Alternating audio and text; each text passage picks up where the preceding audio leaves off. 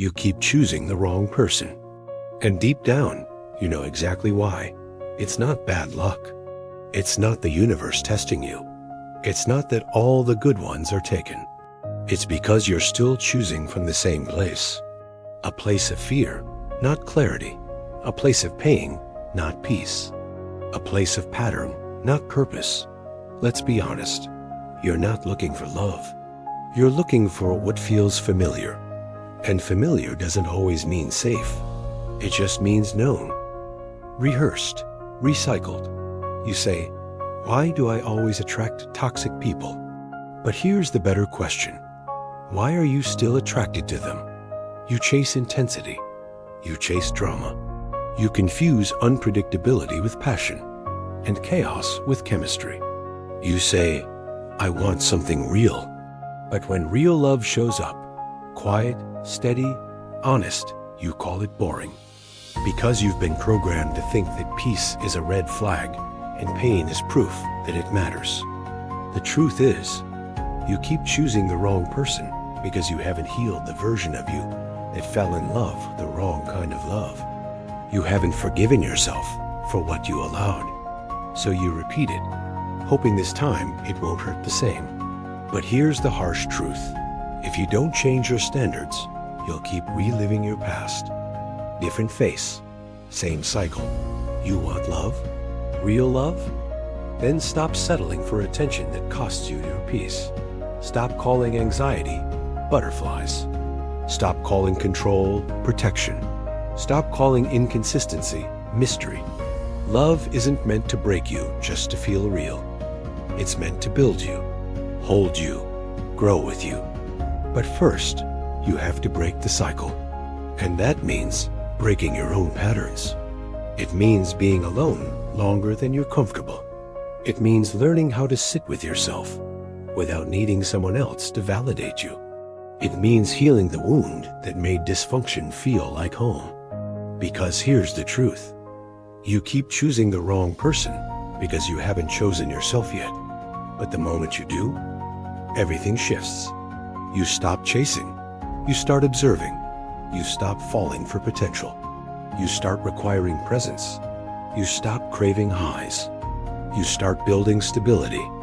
There was a really interesting study done by Dr. John Gottman, who's a relationship psychologist. He basically took all of his findings on relationships over decades, put them through a filter, looked at things scientifically, mathematically, and distilled it down to this one idea. He says there's only two paths in relationships, right? There's the path of master versus the path of disaster. And all he was looking at was how you deal with conflict. Not how you feel about conflict, but what you actually do. Now, of course, feeling is important. Of course, emotions matter. But if you don't have skills, if you don't have habits, then it doesn't matter how you feel. Because feelings will change. They'll shift. They'll go away. Habits, skills, those are forever. And so he says when couples are able to look at conflict from a certain way, they follow what he calls the master versus the path of disaster. So for example, there's this thing called flooding, right? Which is you get into an argument, you become overwhelmed, you escape. And he says 80% of the time when you flood, you never come back, you never go home, right? And that's not because you're a bad person. That's not because you're broken. That's just because flooding is a skill. It's a behavior. It's a habit. And you can learn how to stop doing that. And he says 94% of the time, when you learn how to not flood, you stay in the relationship. So here's my encouragement to you today. Don't worry so much about feeling ready for a relationship, about whether or not you're going to mess it up, about whether or not it's going to work out. What you should be thinking about is, are you mastering the skills? In what ways are you becoming more whole? In what ways are you more independent? In what ways are you more self-aware? Because that's what creates a healthy relationship. That's what allows you to hold space for another human being without losing yourself. Don't worry about how you feel. Feel your feelings, process them, but also know that you can learn new skills. And these are skills that I want you to practice. 1. Don't chase them. Chasing means desperation. Chasing means fear. Chasing means you need them more than they need you. And here's the truth. You don't. You can let them come to you. You can let them prove their love. You can observe them. How do they show up when they say they will? How do they treat other people? How do they treat waiters? How do they treat children? How do they treat animals? How do they respond under stress? How do they respond in groups? How do they respond to authority? How do they view spirituality? How do they view religion? How do they spend their money? How do they organize their life? How do they talk to their family? All of these things you can observe. You can see who they are. And here's the biggest one. Don't call them.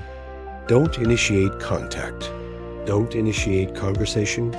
Don't reach out. Don't send messages. Don't try to set up another hangout. Let them do it. This may seem counterintuitive. You may think, but I like texting them. I like talking to them. Yeah, okay. Well, then text them once a week. Set a boundary.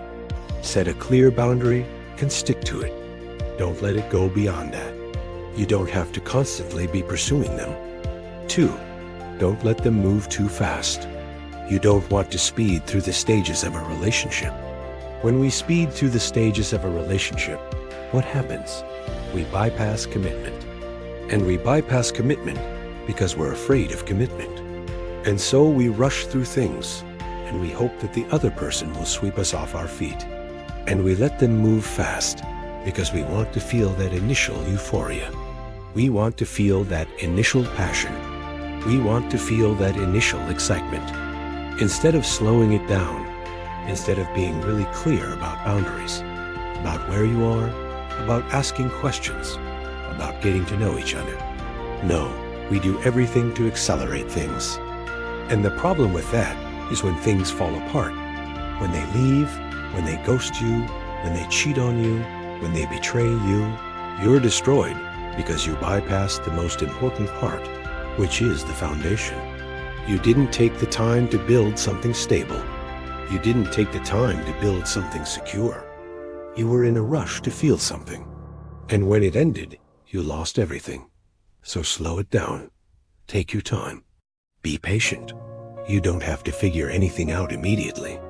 You don't have to meet their family right away. You don't have to meet your family right away. You don't have to travel together after 2 weeks of knowing each other. You don't have to do any of it. You can slow it down. You can take it day by day. You can take it week by week.